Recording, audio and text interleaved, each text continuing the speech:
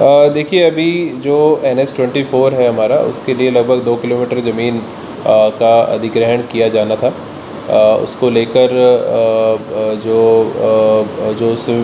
भूमि है और जितने काश्तकार हैं, सबसे उसमें जो लैंड एक्विजिशन की कार्रवाई होती है, उसके तहत ज़मीन को जो मुआवज़ा डिसाइड करते हैं, वो उसकी जो लैंड की नौइयत होती है, उसके हिसाब से होता है कि कृषि भूमि है अथवा अकृषक भूमि है। तो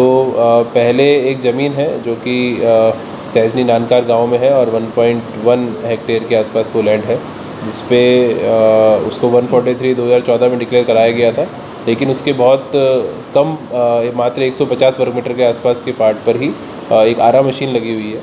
तो उसमें जो तत्कालीन अपर जिलाधिकारी थे, उनके स्तर से स्पॉट इंस्पेक्शन भी हुआ था आपत्ति पे, तो उसमें उसका जो मुआवज़ा पूरी ज़मीन का लगभग 51 करोड़ रुपए प्रारंभिक रिपोर्ट में उसका दर्ज कर दिया गया और उसको NH को भुगतान के लिए भेजा गया ड्राफ्ट रिपोर्ट। NH के अधिकारी और NH के कंसल्टेंट सतीश सिंघल, जो रिटायर्ड एडिशनल जो कमिश्नर थे, और NH के जो PD हैं, उनके द्वारा मुझसे शिकायत की गई कि इस प्रकरण में गलत तरीके से मुआवजा डिसाइड किया जा रहा है और इसकी जो है व्यापक जांच किया जाना आवश्यक है। तो उनके क्रम में मैंने एक NH की टीम के साथ में एक जॉइंट जांच कराई, और जिसमें सेटल हुआ कि मात्र 150 वर्ग मीटर पर ही जो नॉन एग्रीकल्चर एक्टिविटी थी और बाकी जो लैंड था पूरा मौके पे खाली था, जिसका कृषि भूमि की दर से मुआवजा दिया जाना था। और वही फिर फाइनली 13 अप्रैल को जो तत्कालीन अपर जिलाधिकारी थे, उन्होंने रिपोर्ट फिर से अपनी चेंज करके उसको भेज दिया। तो इस प्रकार से जो उसका मुआवजा वर्तमान में जो हुआ है लगभग 1 करोड़ 27 लाख के आसपास है, जिसका 4 गुना जो मुआवजा अगर बनता है तो वो 5.5 से 6 करोड़ के आसपास बनता है। और जो पहले रिपोर्ट भेजी गई थी लगभग 51 करोड़ रुपए की भेजी गई थी, और अगर वो एक्सेप्ट हो जाता तो लगभग 44 करोड़ रुपए की क्षति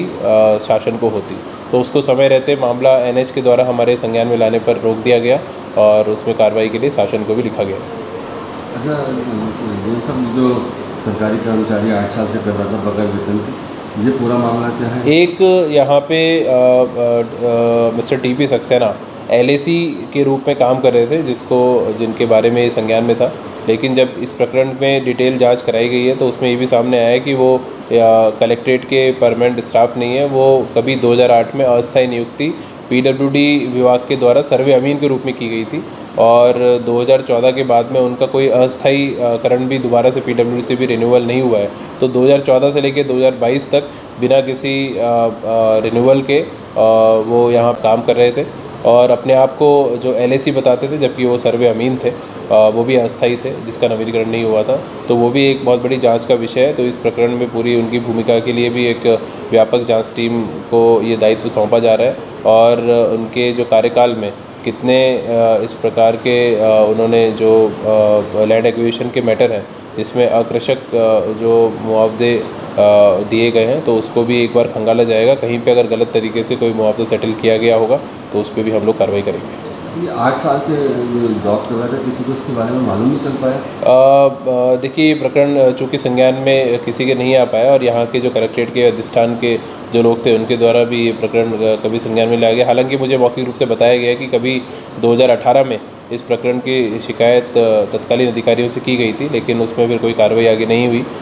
जैसे ही मेरे संज्ञान में प्रकरण आया तो हमने तत्काल रूप से उसको उस पटल से हटा दिया है, कार्यालय से ही हटा दिया है, और एक परमानेंट हमारे जो DLRC हैं, उनको LAC का चार्ज देके जो हमारे कलेक्ट्रेट के परमानेंट स्टाफ है, उनकी नियुक्ति वहाँ पर की है और उनको सभी चार्ज संभालने के लिए कहा गया। Thank you. अरे ये पेड़ जो चमक रहा है ये